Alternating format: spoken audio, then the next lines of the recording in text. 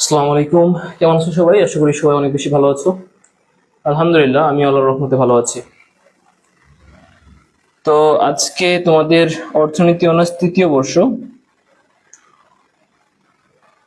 আহ, তোমাদের হচ্ছে একটি নতুন অনলাইন ব্যাচ শুরু হতে যাচ্ছে, সেটা হচ্ছে ইকো 3 নামে নামকরণ করা হয়েছে। সো এই ব্যাচে যারা ভর্তি হয়েছো প্লাস এখনো যারা ভর্তি হও নাই, তাদের জন্য আমি বলেছিলাম তোমাদের প্রথম 7 থেকে 8টি ক্লাস সম্পূর্ণ ফ্রি থাকবে। সেই প্রেক্ষিতে আজকে হচ্ছে প্রথম ফ্রি ক্লাস। ওকে, এবং এই ক্লাসটা হচ্ছে তোমাদের ব্যাচের ক্লাসের মধ্যেই। ওকে, সো যারা যারা তোমরা ক্লাসটিতে জয়েন করতেছো, সবাই হচ্ছে নিজেদের ফ্রেন্ডদের মেনশন দিবা, প্লাস ইকোনমিক্সের যে গ্রুপগুলো আছে সেগুলোতে তোমরা শেয়ার দিয়ে দিবা। ওকে, আচ্ছা। ম্যাথমেটিক্সে ক্লাস থাকবে হচ্ছে 60+, সব থেকে বেশি। হ্যাঁ, এরপর তোমার ম্যাক্রোতে ক্লাস থাকবে হচ্ছে 35+। হ্যাঁ, তারপর হচ্ছে ইন্টারন্যাশনাল ইকোনমিক্সে থাকবে হচ্ছে 15+ ক্লাস। হ্যাঁ, তারপর হচ্ছে পাবলিক কিনা, তারপর হচ্ছে ভিডিও কোয়ালিটি ঠিক আছে কিনা, এটা একটু জানাবা। ঠিক আছে, যদি হচ্ছে কোনো প্রবলেম থাকে অবশ্যই কমেন্টে জানাবা, এই বিষয়ে তোমাদের পদক্ষেপ নেব। ওকে, যার কারণে আমাদের হচ্ছে প্রতি মাসে ক্লাস সংখ্যা কি করতে হবে, বাড়াইতে হবে।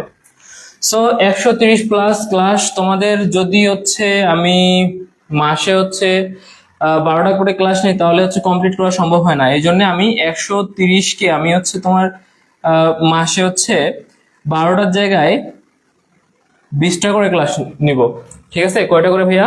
20টা করে ক্লাস নিব। যদি 20টা করে নেই, তাহলে এটা দেখা যায় যে অলরেডি হচ্ছে 6×2 = 12 হয়। হ্যাঁ, 6 মাস প্লাস সামথিং। হ্যাঁ, 15 দিন লাগবে, 6 মাস 15 দিন। ঠিক আছে, সো আমি তোমাদের বলছিলাম যে প্রতি মাসে তোমাদের আহ, মানে এটা মাসিক ফি আকারে হচ্ছে নেওয়া হবে।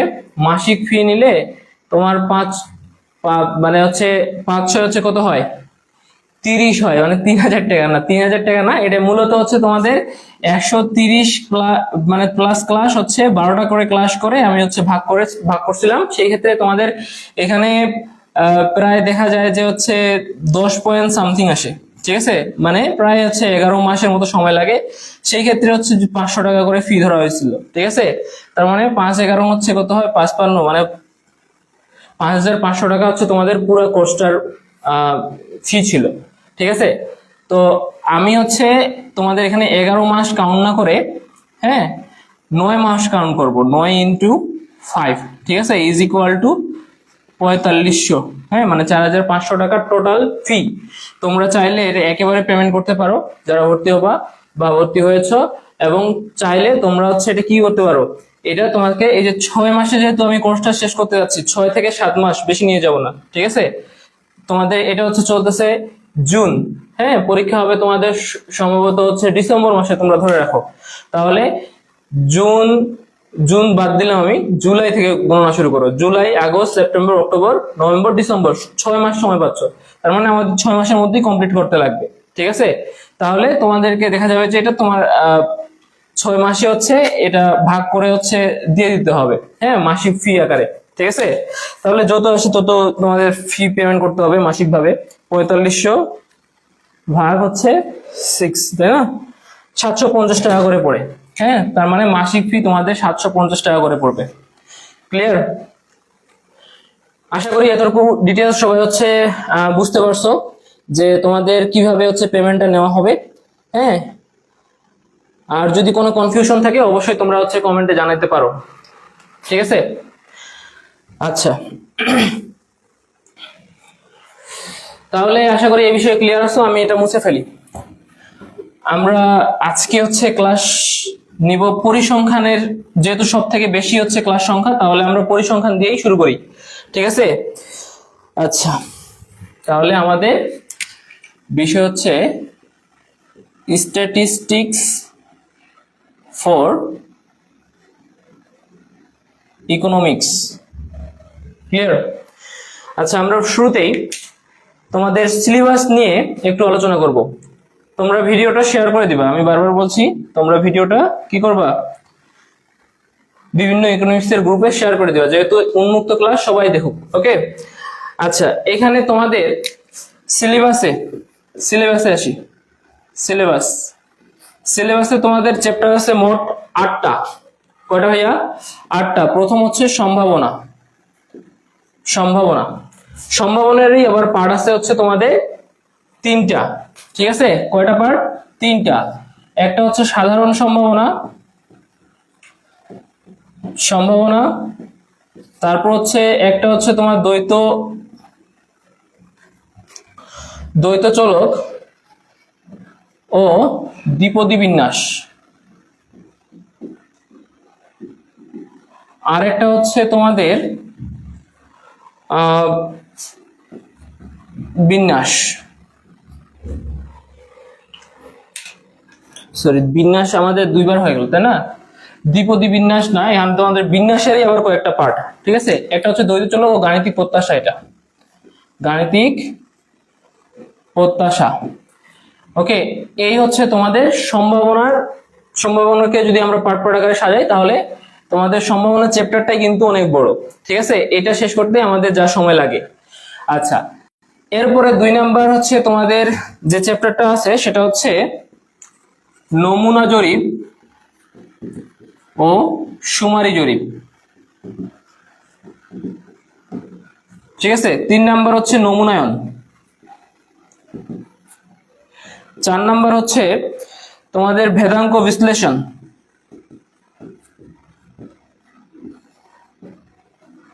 ঠিক আছে। সিলেবাস সম্পর্কে ধারণা রাখতে হবে, না হলে কি পড়াশোনা ভালোভাবে হবে? আচ্ছা, টুকটুকি সালাম জানাইছে, ওয়ালাইকুম সালাম। এরপরে হচ্ছে তোমাদের 5 নম্বরে আছে হচ্ছে আস্থা সীমা ও কল্পনা যাচাই। 6 নম্বরে আছে হচ্ছে তোমাদের পরিসংখ্যানিক যাচাই।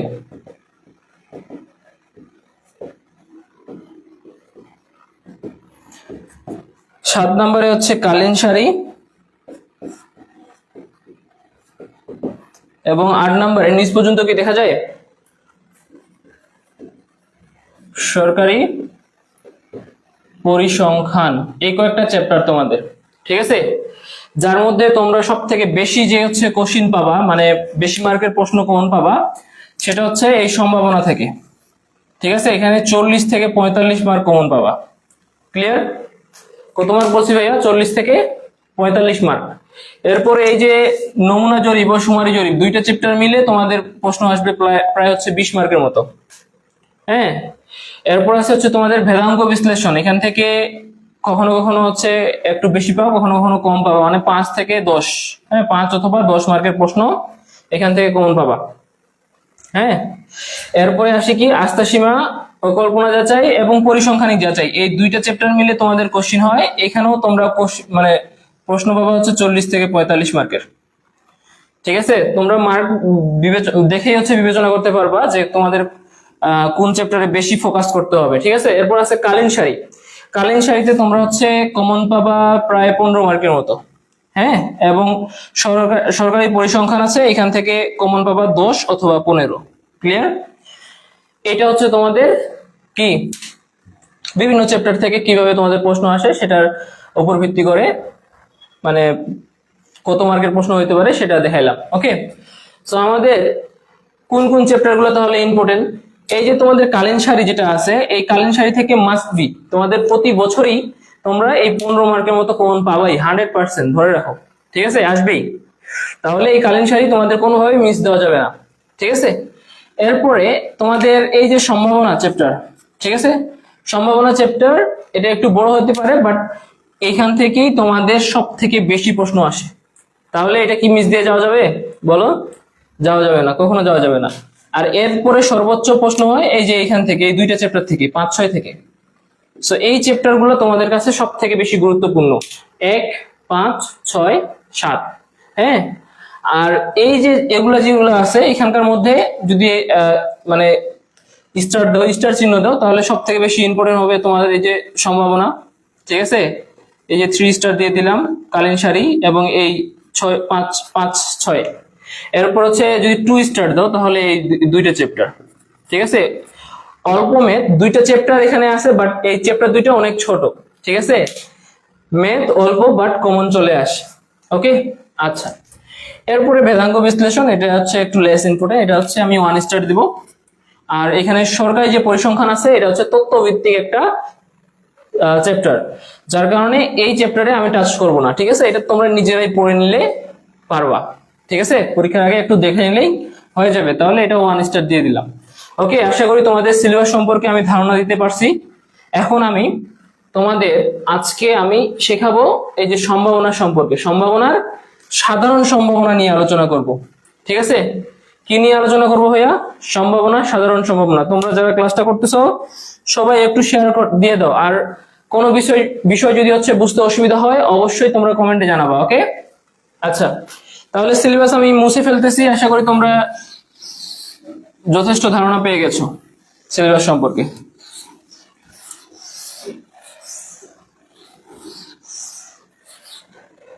ওকে, আজকে আমাদের টপিক তাহলে সম্ভাবনা। সম্ভাবনা সম্ভাবনা শিখতে গেলে প্রথমে যেটা আমাদের শিখতে হবে সেটা হচ্ছে কি, সম্ভাবনার সংজ্ঞা শিখতে হবে। সম্ভাবনা কি বা কাকে বলে? ঠিক আছে, তোমাদের বিভাগে প্রশ্ন আসে, তাই না? তাহলে সংজ্ঞা প্রথমে লিখে নাও। লিখো যে কোন ঘটনার অনুকূল উপাদান এবং মোট নমুনা বিন্দুর অনুপাতকে সম্ভাবনা বলে। ক্লিয়ার? কি বলছি ভাইয়া? বলছি যে কোন ঘটনার অনুকূল উপাদান এবং মোট নমুনা বিন্দুর অনুপাতকে কি বলা হয়? সম্ভাবনা বলা হয়।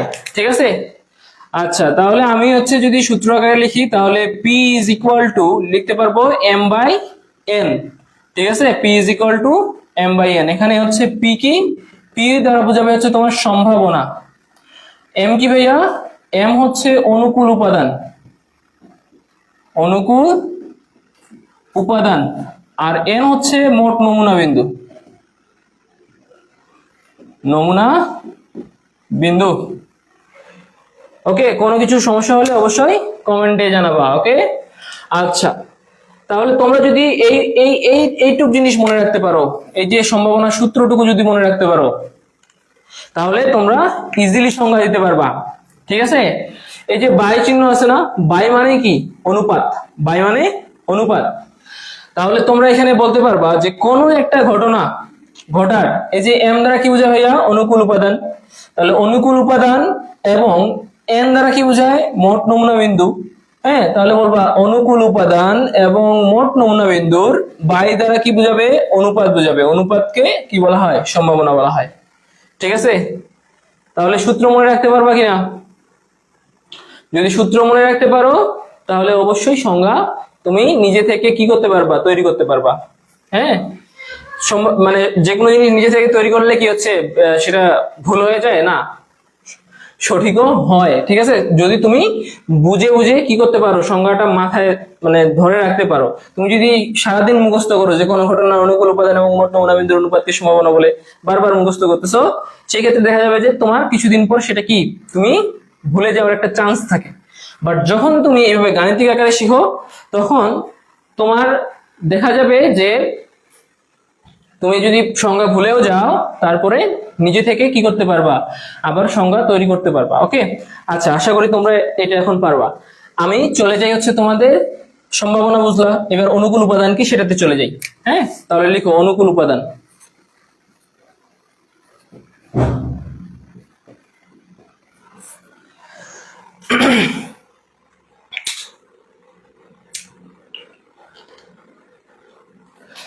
লেখো যে হচ্ছে কোন ঘটনা ঘটার স্বপক্ষের উপাদান সমূহকে অনুকূল উপাদান বলে। ঠিক আছে, কি বলছি ভাইয়া? কোন ঘটনা ঘটার স্বপক্ষের উপাদান সমূহকে অনুকূল উপাদান বলে। এখন স্বপক্ষের উপাদান কি, আমি যদি তোমাদের একটু উদাহরণ দিয়ে বুঝাই তাহলে আশা করি তোমরা বুঝবা। ধরো যে তোমাকে বলা হয়েছে যে আজকে যে দিনটা পার হয়ে গেল, ঠিক আছে, এই দিনে তোমাকে কেউ জিজ্ঞাসা করছে ধরো যে আজকে বৃষ্টি হওয়ার সম্ভাবনা আছে কি, তখন তুমি কি দেখে হচ্ছে উত্তরটা দিবা?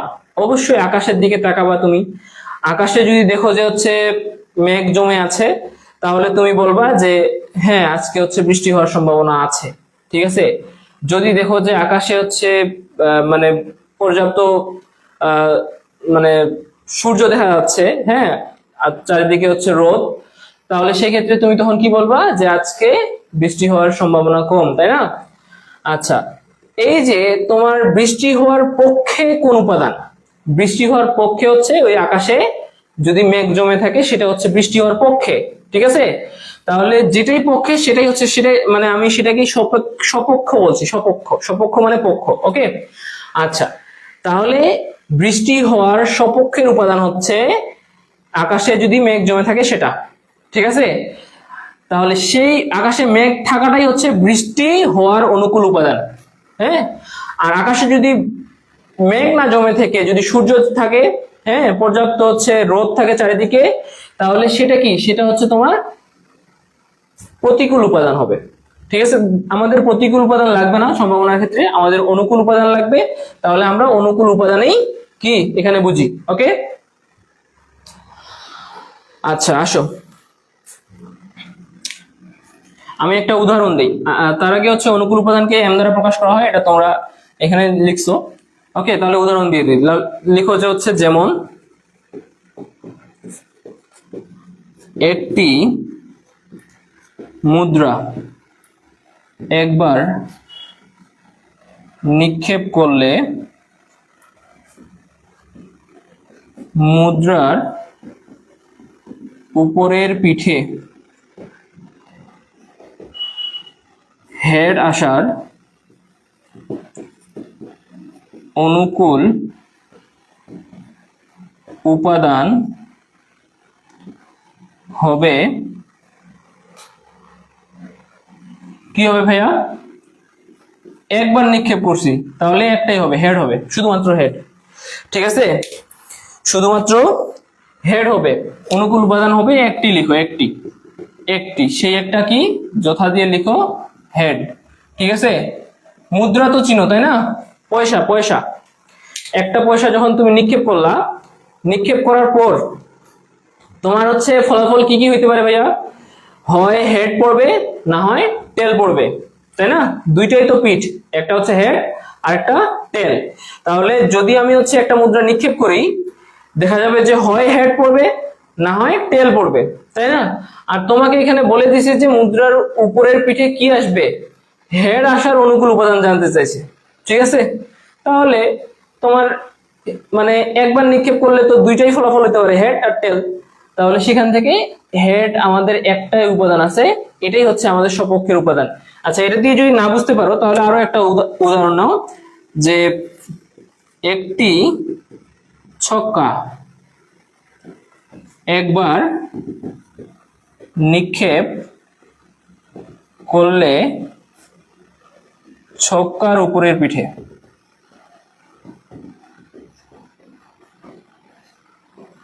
জোড়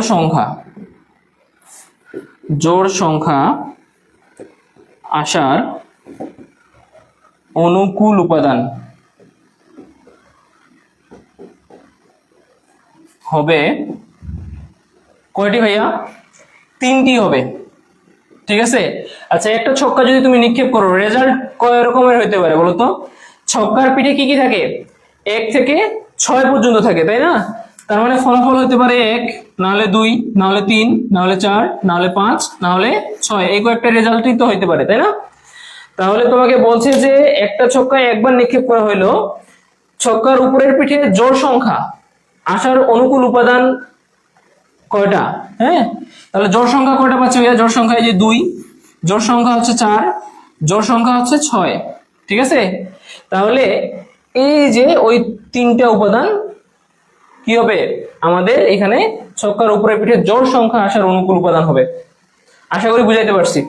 তাহলে তোমার যদি এখন যদি বলো যে যথা কি কি এগুলা 2, 4, 6, ঠিক আছে।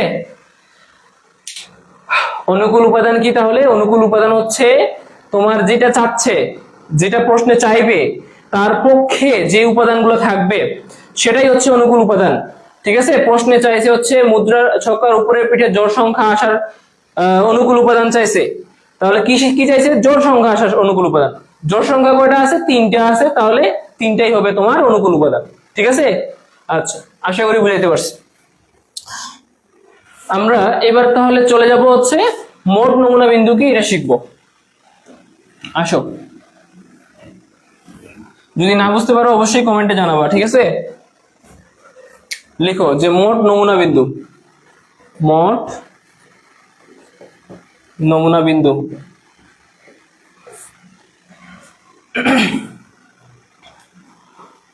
লিখো যে হচ্ছে কোন ঘটনা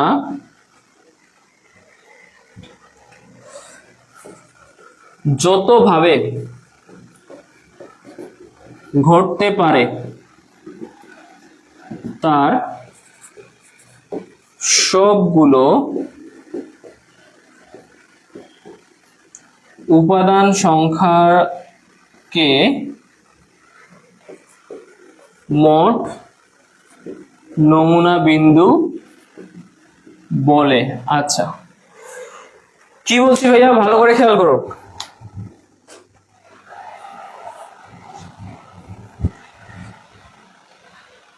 বলছি যে হচ্ছে তোমাদের যে কোনো একটা ঘটনা যতভাবে ঘটতে পারে, ঠিক আছে, তার সবগুলো উপাদান সংখ্যাকে মোট নমুনা বিন্দু বলে।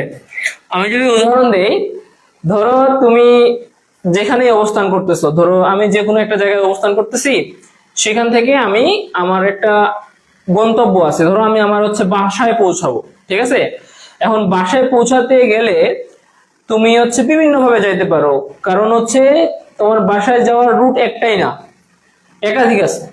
ঠিক আছে, একাধিক আছে। তুমি হচ্ছে চাইলে হচ্ছে ধরো এই জায়গা থেকে এই জায়গায় আসবা, একটা সোজা রাস্তা আছে, সোজা, একদম সোজা, হ্যাঁ, এটা দিয়ে যাইতে পারো। আবার একটা আছে এই দিক দিয়ে আসে এইদিকে, ঠিক আছে, এদিক দিয়ে যাইতে পারো। আবার আরেকটা আছে এই দিক দিয়ে আসে ঘুরে আসে এইদিকে, ঠিক আছে। আবার একটা আছে ধরো এই দিক দিয়ে আসে পেঁচাই পুচাই, তারপর আসে আবার আসে তোমার গন্তব্যে পৌঁছাচ্ছে।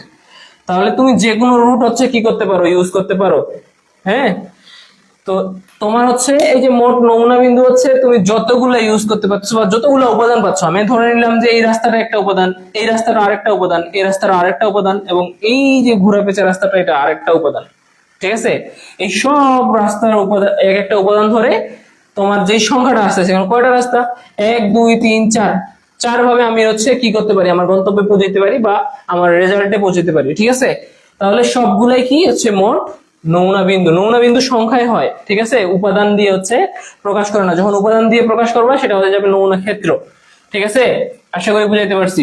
তাহলে মোট নমুনা বিন্দু তুমি হচ্ছে কিভাবে বাইর করবা ভাইয়া? মোট নমুনা বিন্দু বাইর করার পদ্ধতি আছে। হ্যাঁ, আমি উদাহরণ দিয়ে দেই। ধরো হচ্ছে একটি ছক্কা একবার নিক্ষেপ করলে মোট নমুনা বিন্দু হবে কি হবে ভাইয়া? নমুনা বিন্দুকে n দ্বারা প্রকাশ করা হয়। n is equal to 6 to the power 1 is equal to 6 হবে। ঠিক আছে ভাইয়া, কিভাবে বের করলেন, তাই না? কিভাবে বের করলেন আমাকে বুঝান। আচ্ছা, বুঝাই তাহলে। হ্যাঁ, নমুনা বিন্দু বের করার নিয়ম হচ্ছে, প্রথমে হচ্ছে তোমাদের বসবে পিঠ সংখ্যা, পিঠ সংখ্যা। এরপর পিঠ সংখ্যার পাওয়ারে থাকবে হচ্ছে নিক্ষেপ সংখ্যা। কি বসবে ভাইয়া? নিক্ষেপ সংখ্যা, এটা মনে রাখবা। ঠিক আছে, এটা হচ্ছে তোমার নমুনা বিন্দু n বের করার নিয়ম। হ্যাঁ, n ইজ ইকুয়াল টু প্রথমে পিট সংখ্যা বসাবো এবং পাওয়ারে বসাবো হচ্ছে নিক্ষেপ সংখ্যা। অর্থাৎ এখানে আমি কি বলছি, একটি ছক্কা একবার নিক্ষেপ করলে কয়বার নিক্ষেপ করছি। প্রথমত আমাদের এখানে এটা ছক্কার কথা বলা হয়েছে একটা, আবার কি বলা হয়েছে, একবার নিক্ষেপ করা হয়েছে। কয়বার নিক্ষেপ করা হয়েছে? একবার। আচ্ছা তুমি বলো তো ছক্কার কয়টা পিঠ? ছক্কার হচ্ছে 6টা পিঠ। হ্যাঁ, 1 থেকে 6। এই জন্য আমি প্রথমে পিঠ সংখ্যা, যে পিঠ সংখ্যার জায়গায় 6 বসাইছি। এবং পাওয়ারে কি হবে? নিক্ষেপ সংখ্যা। নিক্ষেপ সংখ্যা কয়বার ভাইয়া? একবার। এই জন্য পাওয়ারে 1 বসাইছি, ইজ ইকুয়াল টু 6 আসছে। এখন যদি আমি বলি এরকম ভাবে যে একটি ছক্কা একবার না বলে ধর বললাম যে 3বার নিক্ষেপ করলে মোট নমুনা বিন্দু, হ্যাঁ, হবে n ইজ ইকুয়াল টু কত হবে? প্রথমে হচ্ছে পিঠ সংখ্যা বসাবো। কি ভাইয়া এটা ছক্কা না মুদ্রা? ছক্কা, তাহলে ছক্কার পিঠ সংখ্যা কয়টা? 6টা, এই জন্য পিঠ সংখ্যা বসাইলাম। এরপর কি বলবো? পাওয়ারে হচ্ছে নিক্ষেপ সংখ্যা। হ্যাঁ, পিঠ সংখ্যার পাওয়ারে নিক্ষেপ সংখ্যা। কয়বার নিক্ষেপ করছি ভাইয়া? 3বার নিক্ষেপ করছি, তাহলে পাওয়ারে বসবে কত? 3। বুঝে গেছে? ইজ ইকুয়াল টু তাহলে কত আসে বলো? 6 6 36, 6 36 কত হয়? 36 ইন্টু 6, হ্যাঁ, 216। বুঝা গেছে? আচ্ছা, আমি যদি এটা এইভাবে বলতাম, উদাহরণ যদি দিতাম এইভাবে যে একটা ছক্কা না বলে একটি মুদ্রা বলতাম। মুদ্রা ধরো একবার না 2বার নিক্ষেপ করছি। হ্যাঁ, 2বার নিক্ষেপ করলে মোট নমুনা বিন্দু n ইজ ইকুয়াল টু কত হবে বলতো ভাইয়া? এবার কি নিছি? এবার কি আমি ছক্কা নিছি? না, এবার নিছি আমি হচ্ছে মুদ্রা। মুদ্রার পিঠ সংখ্যা কয়টা ভাইয়া? মুদ্রার পিঠ সংখ্যা 2টা। একটাকে বলি হেড, আরেকটাকে বলি টেল। তাহলে এখানে প্রথমত বসবে হচ্ছে 2, এবং এটা হচ্ছে পিঠ সংখ্যা গেল, পিঠ সংখ্যা। ছক্কার ক্ষেত্রে পিঠ সংখ্যা ছিল 6, আর মুদ্রার ক্ষেত্রে পিঠ সংখ্যা আছে 2। ঠিক আছে?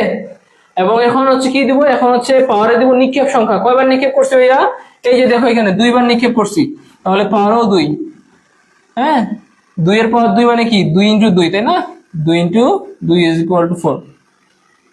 বুঝা গেছে? আশা করি তোমরা পারবা।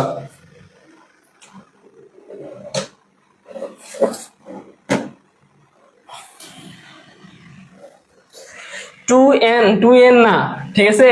2n না, n দিয়ে তো হচ্ছে তোমার নমুনা বিন্দু বোঝায়। হ্যাঁ, অনেকে আবার হচ্ছে যে ফার্স্ট ইয়ারে সেট ছিল না, ফার্স্ট ইয়ারে হচ্ছে 2 টু দা পাওয়ার n, এটা হচ্ছে উপসেট সংখ্যা বের করার যে তোমার সূত্রটা, সেটা হচ্ছে তোমাদের এখানে আসে হচ্ছে ভুল ক্রমে মানে অ্যাপ্লাই করে। ঠিক আছে? তো ওইটার এটা তো এক না। তোমার এই যে এটা এখানে বসবে হচ্ছে কি, বেস ফর্মে বসবে হচ্ছে পিঠ সংখ্যা। পিঠ সংখ্যা মুদ্রার ক্ষেত্রে 2, ছক্কার ক্ষেত্রে 6। তো এখানে স্থায়ীভাবে 2 কেমনে ধরে নাও, আর পাওয়ারে n কেমনে আসে? n তো হচ্ছে তোমার n দ্বারা বোঝায় মোট নমুনা বিন্দু, মানে এটা তোমার যে ফলাফলটা পাচ্ছ সেটা হচ্ছে n এর মান। ওকে, আশা করি বুঝতে পারছো। এরপরে আসা হচ্ছে কি আসবা, আমাদের আরো একটা জিনিস লাগবে, সেটা হচ্ছে নমুনা ক্ষেত্র। ঠিক আছে?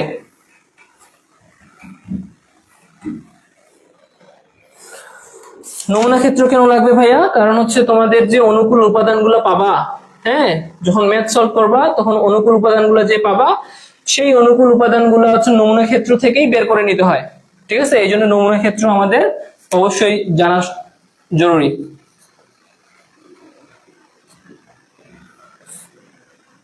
নমুনা ক্ষেত্র লিখো যে হচ্ছে মোট নমুনা বিন্দুর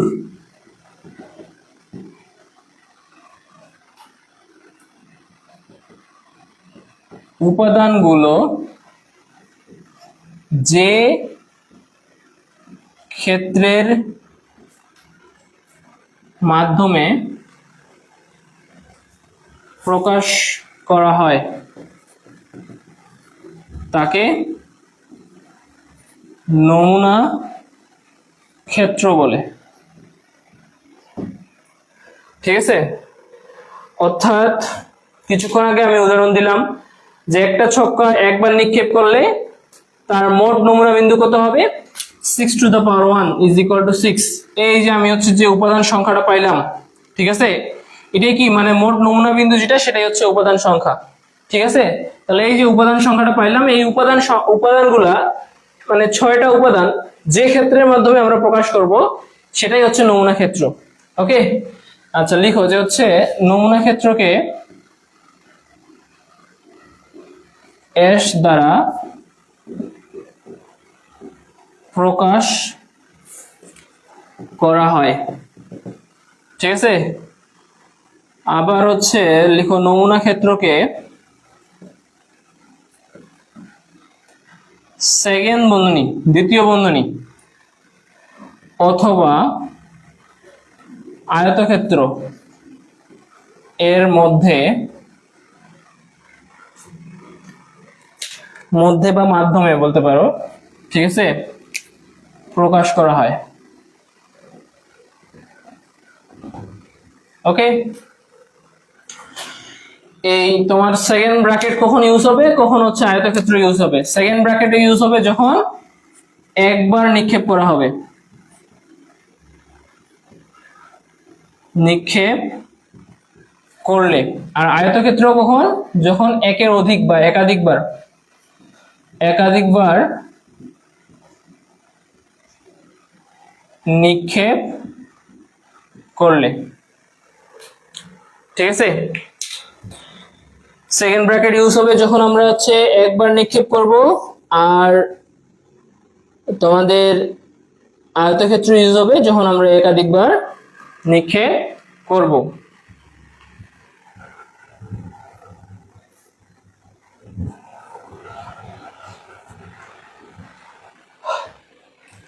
ওকে, তাহলে আমি উদাহরণ লিখে ফেলি, তাই না? তাহলে উদাহরণ হিসেবে লিখি যে একটি মুদ্রা একবার নিক্ষেপ করলে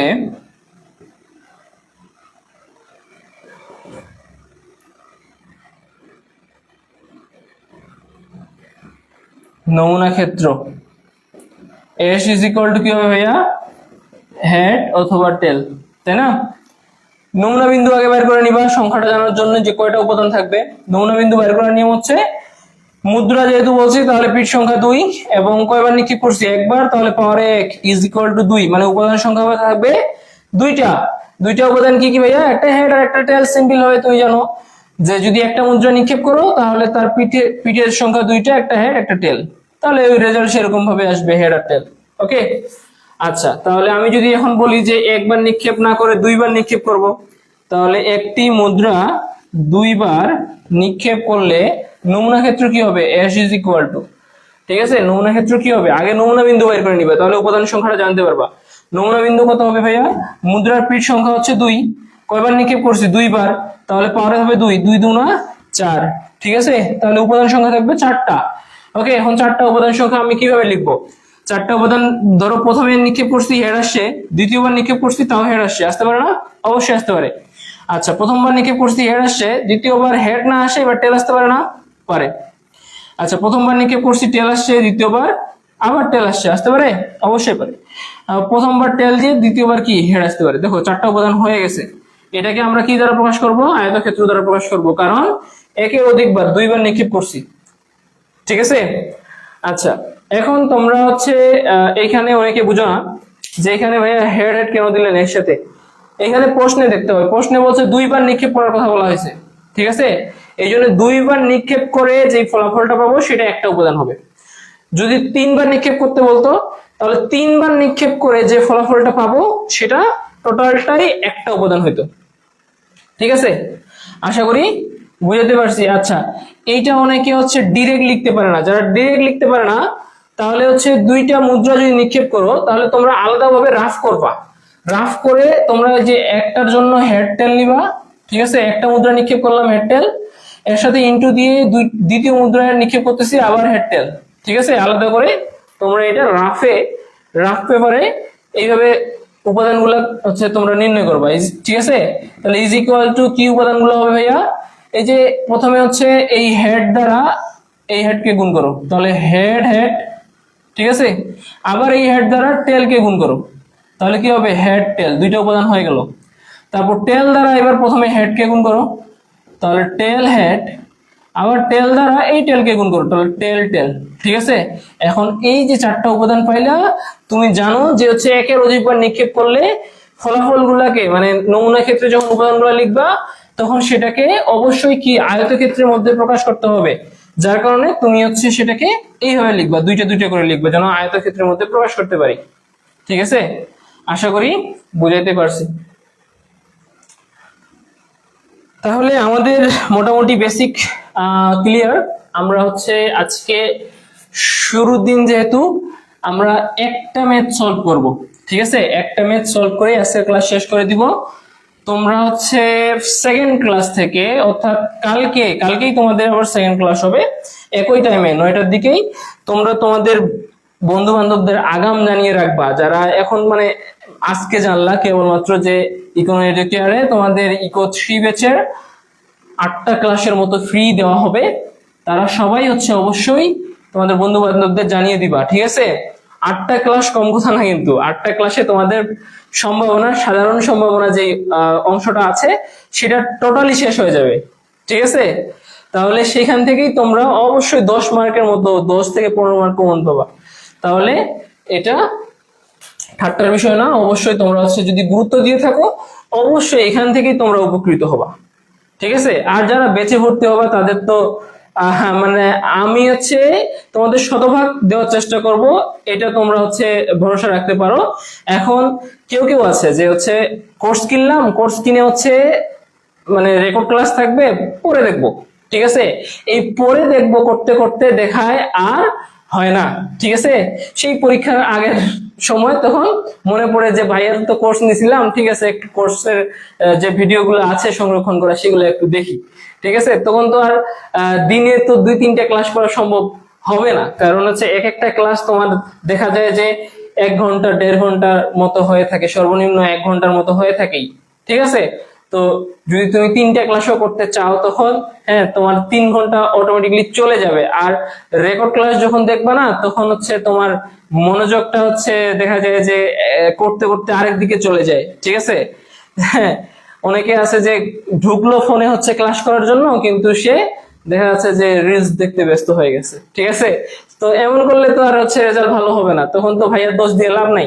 তাহলে যদি ভাইয়ার হচ্ছে দোষ দিতেই হয় তাহলে ভাইয়ার যখন হচ্ছে ক্লাস করাবে, ভাইয়ার কোর্সে ভর্তি হলে লাইভে ক্লাস করে দেন হচ্ছে তোমাকে কি করতে হবে, ভাইয়ার উপর কমপ্লেন করতে হবে, ওকে?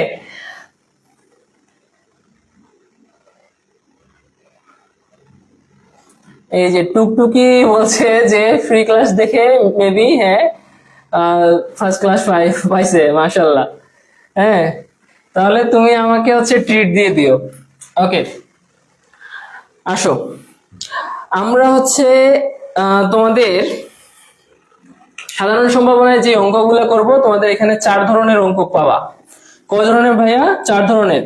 1 নাম্বার হচ্ছে মুদ্রার অঙ্ক পাবা, 2 নাম্বারে হচ্ছে ছক্কার অঙ্ক পাবা, হ্যাঁ, তারপর 3 নাম্বারে হচ্ছে তোমাদের তাসের অঙ্ক পাবা, 4 নাম্বারে হচ্ছে তোমাদের বলের অঙ্ক পাবা, ঠিক আছে? এই কয়েক ধরনের তোমরা কি পাবা? অঙ্ক পাবা আর কি সাধারণ সম্ভাবনায়। হ্যাঁ, সম্ভাবনার আমরা সাধারণ সম্ভাবনা করতেছি, সাধারণ সম্ভাবনা, ঠিক আছে? তোমরা এর আগের মানে ইয়ারের কোশ্চিনটা দেখছো? ওই কোশ্চিনটা কিন্তু অনেক টাফ ছিল, ঠিক আছে? ওটা শুধুমাত্র স্টুডেন্টদের জন্য না, যে কোনো টিচারের কাছে অ্যান্সার করা কিন্তু হিমশিম খাওয়াই দেওয়ার মতো একটা কোশ্চেন ছিল, ঠিক আছে? তোমাদের সচরাচর যে প্যাটার্নে কোশ্চেন হয় তার থেকে বিপরীত প্যাটার্নে কোশ্চেনটা আসছিল। সো এবার অনেকে ইমপ্রুভ দিবা, যারা ইমপ্রুভ দিবা তারা শুধুমাত্র এই পরিসংখ্যানের জন্য হচ্ছে তোমরা বলতে পারো আমাকে, সেখানে তোমাদের আলাদা করে এটার গ্রুপ করা হবে, সেখানে তোমরা হচ্ছে ক্লাসটা করতে পারো, ঠিক আছে? আর একটু তোমরা হচ্ছে এবার হচ্ছে মানে জেনে রাখো যে তোমাদের পরিসংখ্যান প্রশ্নটা যেহেতু এর আগের বছরেই হচ্ছে তোমাদের কঠিন আসছে, এইবার সেরকম কঠিন আসবে না। সচরাচর প্যাটার্নে যেটা তোমাদের প্রশ্ন আসতো সেই প্যাটার্নেই প্রশ্ন আসবে, ঠিক আছে?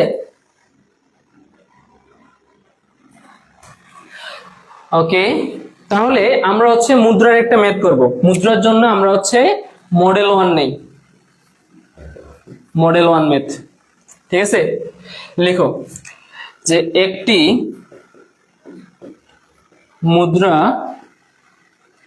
একবার নিক্ষেপ করলে মোট নমুনা বিন্দু ও নমুনা ক্ষেত্র নির্ণয় করো এবং নিচের প্রশ্নগুলোর উত্তর দাও। ঠিক আছে, 1 নম্বর প্রশ্ন, মুদ্রার উপরের পিঠে হেড আসার সম্ভাবনা কত? 2 নম্বর প্রশ্ন, মুদ্রার উপরের পিঠে টেল আসার সম্ভাবনা কত? 3 নম্বর প্রশ্ন, মুদ্রার উপরের পিঠে হেড না আসার সম্ভাবনা কত? ঠিক আছে। 4 নম্বর প্রশ্ন, মুদ্রার উপরের পিঠে টেল না আসার সম্ভাবনা কত?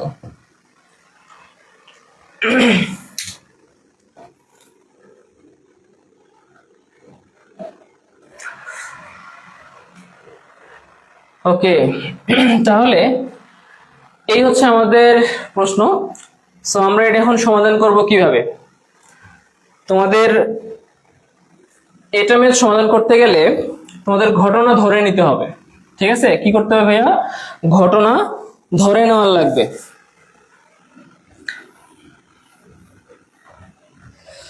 আমি উপরের দিকে সমাধান করতেছি। সমাধান, ঘটনা ধরার আগে আমাদের এখানে প্রশ্ন উপরেই আগে একটা প্রশ্ন করছে, 2টা প্রশ্ন করছে। বলছে একটি মুদ্রা একবার নিক্ষেপ করলে, একটা হচ্ছে মোট নমুনা বিন্দু নির্ণয় করতে বলছে, আর একটা হচ্ছে নমুনা ক্ষেত্র নির্ণয় করতে বলছে। দুইটা জিনিস চাইছে। ঠিক আছে, তাহলে প্রথম কাজ আমাদের মোট নমুনা বিন্দু ও নমুনা ক্ষেত্র নির্ণয় করা। তাহলে সমাধানে আসে প্রথমেই লিখবা যে আমরা জানি একটি মুদ্রার 2টি পিঠ। কয়টা পিঠ ভাইয়া? 2টা পিঠ। কি কি? লিখে দাও, না লিখলেও হবে, যদি লিখে দাও তাহলে ভালো। হেড ও টেল। ঠিক আছে, একটা হচ্ছে হেড আর একটা টেল। তাহলে লিখো অতএব, এখন প্রশ্নে যেটা বলছে সেটাই লিখো। একটি মুদ্রা একবার নিক্ষেপ করলে, লিখো একটি মুদ্রা একবার নিক্ষেপ করলে মোট নমুনা বিন্দু হবে n ইজ ইকুয়াল টু, কি বলছিলাম ভাইয়া? কিছুক্ষণ আগেই শিখাইলাম যে তোমার বেস ফর্মে থাকবে হচ্ছে পিঠ সংখ্যা। ঠিক আছে, আমি এটা কার ম্যাথ করতেছি? মুদ্রার ম্যাথ করতেছি। তাহলে মুদ্রার কয়টা পিঠ? 2টা পিঠ, এই জন্য আমরা এখানে প্রথমে বসাবো 2। ঠিক আছে, এরপর পাওয়ারে কি বসাবো ভাইয়া? পাওয়ারে বসাবো হচ্ছে তোমার নিক্ষেপ সংখ্যা। কয়বার নিক্ষেপ করছি ভাইয়া? এই যে এখানে বলে দিছি, একবার নিক্ষেপ করলে, তাই না? তাহলে পাওয়ারে বসবে 1। তাহলে 2 এর পাওয়ারে 1 করলে ফলাফল আসে 2। ঠিক আছে, তাহলে একটা অ্যান্সার করা শেষ। এই যে মোট নমুনা বিন্দু আমাদের বের করা শেষ। এবার এখন নমুনা ক্ষেত্র নির্ণয় করব, তাই না? তাহলে লিখো অতএব নমুনা ক্ষেত্র। নমুনা ক্ষেত্রকে কি দ্বারা প্রকাশ করি? s দ্বারা। তাহলে s ইজ ইকুয়াল টু, নিক্ষেপ করছি কয়বার ভাইয়া? একবার। তাহলে তোমাদের যে উপাদানগুলো লিখবো সেগুলা সেকেন্ড ব্র্যাকেটের মধ্যে থাকবে, তাই না? তাহলে আমরা সেকেন্ড ব্র্যাকেট শুরু করলাম, এবং উপাদানগুলো কি কি হবে আমরা জানি যে 2টা যেহেতু রেজাল্ট, তাহলে একটা হবে হেড আর একটা টেল। ঠিক আছে, সিম্পল, হেড কমা দিয়ে টেল। ঠিক আছে, এই যে সেকেন্ড ব্র্যাকেট ক্লোজ করে দিলাম। ওকে, তাহলে আমাদের নমুনা বিন্দু ও নমুনা ক্ষেত্র নির্ণয় করা শেষ। এখন বলছে যে এবং নিচের প্রশ্নগুলোর উত্তর দাও। আমরা নিচের প্রশ্নগুলোর উত্তর দিব। নিচের প্রশ্নগুলোর উত্তর দেওয়ার জন্য আমাদের 1 নম্বরে চলে আসি। 1 নম্বরে কেমন নিয়মে করবো ভাইয়া? প্রথমে আমি ধরে নিব, ধরি। কি ধরবো ভাইয়া, ঘটনা ধরে নিব, ঘটনা এ। ঠিক আছে, আমি এ ধরলাম, তুমি চাইলে বি ধরবা, তুমি চাইলে সি ধরবা, তুমি চাইলে ক খ গ ঘ যা খুশি ধরবা। ঠিক আছে, তোমার যাকে খুশি হয় ধরে ফেলবা। ঠিক আছে, ওকে, আমাকে বাদ দিয়ে যাকে খুশি হয় ধরে ফেলবা। দেখো ঘটনা এ, তাহলে ঘটনা এ কি ভাইয়া, ঘটনা এ আমি ধরে নিব, প্রশ্নে যেটা চাইছে সেটাকে আমি ধরে নিব যে ওই ঘটনাটাই ঘটছে, অন্য কোনো ঘটনা ঘটবে আমি এটা কল্পনা করব না। ঠিক আছে, আচ্ছা, প্রশ্নে বলছে মুদ্রার উপরের পিঠে হেড আসার সম্ভাবনা।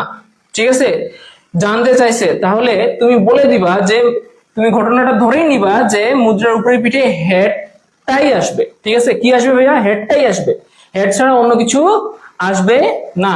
তাহলে তুমি ধরে নিলে যে ধরি ঘটনা এ ইজ ইকুয়াল টু মুদ্রার উপরের পিঠে হেড আসা। ঠিক আছে, তুমি আশা পর্যন্ত লিখবা, এই যে আশা, হ্যাঁ আশা পর্যন্ত লিখবা, আসার সম্ভাবনা আবার লিখবা না। আসার যদি সম্ভাবনা লিখো তাহলে তুমি এইটা বলতে চাচ্ছ যে তোমার অন্য কিছু আসতে পারে। ঠিক আছে, হেড বাদ দিয়ে অন্য কিছু আসতে পারে, কিন্তু আমি বলছি যে যখন ঘটনা ধরে নিবা তখন তুমি একটা ঘটনাকে নির্দিষ্ট করে, মানে তুমি ধরেই নিবা যে ওইটাই হবে, ওর বাইরে কিছু হবেই না। ঠিক আছে, আচ্ছা, তাহলে আমি ধরে নিলাম যে মুদ্রার উপরে পিঠে হেডই আসবে, হেড ছাড়া কিছু আসবে না। ওকে, আচ্ছা, আমি প্রশ্নটা মুছে দেই, তোমরা এটা আশা করি তুলে ফেলছো এতক্ষণে। ওকে, তাহলে এরপর লিখবা অতএব এ ঘটনার অনুকূল উপাদান। অনেকে বলে যে ভাইয়া আমার এটা মনে থাকে না। ঠিক আছে, এই যে কি লাইনের পর কি লিখবো এটা মনে থাকে না, তাদের ক্ষেত্রে অবশ্যই সূত্রটা মনে রাখতে হবে। সূত্র কি, P is equal to M by N. P হচ্ছে সম্ভাবনা, এম হচ্ছে অনুকূল উপাদান, এন হচ্ছে নমুনা বিন্দু, যার মধ্যে আমি হচ্ছে পি এর মানটা নির্ণয় করব, মানে সম্ভাবনার মান নির্ণয় করব। ঠিক আছে, এটার মান নির্ণয় করব। হ্যাঁ, তাহলে এইটার মান নির্ণয় করতে গেলে আমার আর কিসের কিসের মান লাগবে ভাইয়া, মান লাগবে হচ্ছে এই যে এম এর মান মানে অনুকূল উপাদানের মান, আর এন এর মান বলতে হচ্ছে নমুনা বিন্দুর মান। ঠিক আছে, তো এন এর মান আমি কিন্তু অলরেডি বার করে ফেলছি, যে এন এর মান অলরেডি 2 বার করে ফেলছি। ঠিক আছে, তাহলে এন এর মান ক্লোজ। এখন আমার লাগবে কি ভাইয়া, এখন আমার লাগবে হচ্ছে এম এর মান। তাহলে এম বলতে কি বুঝি ভাইয়া, এম বলতে বুঝি অনুকূল উপাদান। তাহলে কার অনুকূল উপাদান বের করবো ভাইয়া, এই যে যে ঘটনাটা আমি ধরে নিছি সেই ঘটনারই অনুকূল উপাদান বের করব। বুঝা গেছে? আচ্ছা, তাহলে এখন আমি এই যে এই ঘটনা যেহেতু ধরে নিছি, এই ঘটনার অনুকূল উপাদান বের করতেছি। অনুকূল উপাদানকে এম দ্বারা প্রকাশ করা হয়, যেহেতু আমি এখানে এই যে একটা দুইটা তিনটা চারটা একাধিক ম্যাথ সলভ করব, তাহলে আমাদের অনুকূল উপাদানও চার ধরনের থাকবে, তাই না? তাহলে আমি আলাদা আলাদা করার জন্য, হ্যাঁ, এখানে m1 দিলাম, পরে একটা m2 দিব, তারপর একটা m3 দিব, এইভাবে করব। ওকে, তাহলে m1 ইজ ইকুয়াল টু কত হবে ভাইয়া, এই যে এ ঘটনার অনুকূল উপাদান আমরা বের করব। এ ঘটনাটা কি ভাইয়া, মুদ্রার উপরে পিঠে হেড আসা। তাহলে এইটা আমি এখন খুঁজবো কোথায় অনুকূল উপাদান, এই চলে আসো নমুনা ক্ষেত্র। এই জন্যই তোমাদের নমুনা ক্ষেত্র শিখানো। ঠিক আছে, নমুনা ক্ষেত্রে দেখবা যে হেড, এই যে মুদ্রার উপরে পিঠে হেড আসা, হেড আছে এমন উপাদান কোথায় আছে ভাইয়া, এই যে হেড আছে এমন উপাদান একটা আছে, আর আছে আর তো নাই, আরেকটা আছে সেটা টেল। ঠিক আছে, আচ্ছা, তাহলে আমাদের তো টেল আসা চাই নাই এখন এক নাম্বার প্রশ্নটাতে। তাহলে হেডের উপাদান সংখ্যা কয়টা আছে, শুধু হেড আছে এমন উপাদান সংখ্যা একটা। তাহলে m1 এর মান হচ্ছে এখানে হবে 1। তাহলে অতএব পি অফ এ, ঠিক আছে, পি অফ এ বলতে বুঝাচ্ছি এ ঘটনার সম্ভাবনা, পি দ্বারা সম্ভাবনা বুঝাচ্ছি, এ দ্বারা এ ঘটনাকে বুঝাচ্ছি। ঠিক আছে, ইজ ইকুয়াল টু m1 যেহেতু নিছি তাহলে m1 বাই n। ঠিক আছে, ইজ ইকুয়াল টু m1 এর মান কত ভাইয়া 1, তাহলে 1 বাই n এর মান কত 2, তাহলে 2 বসাই দাও। ঠিক আছে, এটাই অ্যান্সার। বোঝা গেছে? সহজ না? কঠিন মনে হয়? যদি কঠিন না মনে হয় তাহলে পরের গুলোর অ্যান্সার তোমরা আগেই উত্তর মানে করার চেষ্টা করো কমেন্টে। ঠিক আছে, আচ্ছা, পরের প্রশ্নটা কি ভাইয়া, পরের প্রশ্নটা বলছে মুদ্রার উপরের পিঠে তেল আসার সম্ভাবনা জানতে চাইছে। ঠিক আছে, মুদ্রার উপর পিঠে তেল আসার সম্ভাবনা। তাহলে 2 নাম্বার লিখি, 2 নাম্বার আবার ধরো ঘটনা, একই ভাবে ধরি ঘটনা, এর আগে এ ধরছিলা, এবার বি ধরো। ঠিক আছে, বি ইজ ইকুয়াল টু কি, মুদ্রার উপরে পিঠে এবার তেল আসা, তাই না? তাহলে লিখো মুদ্রার উপরের পিঠে টেল আসা, অতএব বি ঘটনার অনুকূল উপাদান, এর আগে একটা M1 ধরছিল, এবারে M2 ধরো, ইজ ইকুয়াল টু কার অনুকূল উপাদান ব্যবহার করছি? বি ঘটনার। বি ঘটনাটা কি? মুদ্রার উপরে পিঠে টেল আসা। কোথায় দেখবো ভাইয়া? নমুনা ক্ষেত্রে দেখবো। নমুনা ক্ষেত্রে যাই দেখো যে টেল আছে এমন উপাদান কয়টা আছে ভাইয়া? এই যে একটা। ঠিক আছে, তাহলে এখানেও আমাদের M2 এরও মান হচ্ছে কত হবে? 1। ঠিক আছে, তাহলে তুমি বলতে পারবে অতএব P of B is equal to M2 by N is equal to কত হবে? M2 এর মান 1, 1 বাই N এর মান কত? N এর মান হচ্ছে ওই যে 2। ঠিক আছে, তাহলে দুইটারই রেজাল্ট কি হলো? সেম হলো। অ্যান্সার এটাই অ্যান্সার। Good job. নেক্সট বলছে হচ্ছে মুদ্রার উপরে পিঠে হেড না আসার সম্ভাবনা জানতে চাইছে, হ্যাঁ, এবং হচ্ছে মুদ্রার উপরে পিঠে টেল না আসার সম্ভাবনা জানতে চাইছে। নিচের দুইটা প্রশ্ন। ঠিক আছে, আচ্ছা 3 নাম্বার সমাধান করি তাহলে। 3 নাম্বার ধরি, ঘটনাটা ধরে নিবা। ঘটনা সি ইজ ইকুয়াল টু মুদ্রার উপরের পিঠে হেড না আসা। ঠিক আছে, তাহলে অতএব সি ঘটনার অনুকূল উপাদান, অনুকূল উপাদান কি হবে ভাইয়া? এবার M3 হবে, এর আগে একটা M2 ছিল, এবার M3 ইজ ইকুয়াল টু, এবার কি বলছে? সি ঘটনাটা কি ভাইয়া? সি ঘটনাটা হচ্ছে মুদ্রার উপরে পিঠে হেড না আসা, মানে হেড আসবে না। হেড না আসলে তোমার হেড বাদ থাকবে, হেড ছাড়া। ঠিক আছে, তাহলে এই যে এখানে হেড আছে, এই হেডটাকে ছাড়া আর কয়টা উপাদান আছে? একটা উপাদান আছে, হেড ছাড়া আর একটা উপাদান আছে। তার মানে এই একটাই হচ্ছে এখন হেড না আসার অনুকূল উপাদান। বুঝা গেছে? তাহলে M3 ইজ ইকুয়াল টু কত? 1। অতএব পি অফ কি C is equal to M3 by N is equal to 1/2। এটারও রেজাল্ট 1/2। ঠিক আছে,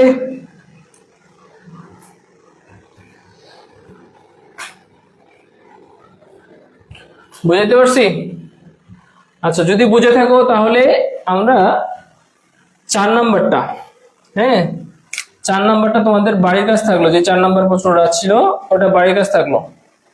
ঠিক আছে, ওটা তোমরা নিজেরাই করবা এবং আশা করি পারবা। হ্যাঁ, আচ্ছা, তো এখানে দেখতে পাচ্ছ যে প্রত্যেকটা রেজাল্ট হচ্ছে প্রায় একই আসছে, মানে প্রত্যেকটা প্রায় না, একদম সেম টু সেম আসছে। সেক্ষেত্রে তোমাদের প্রশ্ন হইতে পারে যে ভাইয়া সব ম্যাথ গুলাতে কি একই রকম রেজাল্ট আসবে? না, সবগুলা ম্যাথে একই রকম রেজাল্ট আসবে না, ভিন্ন ভিন্ন হবে। এখানে হচ্ছে তোমার শুধুমাত্র এই ম্যাথটাতে একটু সেম রেজাল্ট আসে আর কি। হ্যাঁ, আচ্ছা, তোমরা হচ্ছে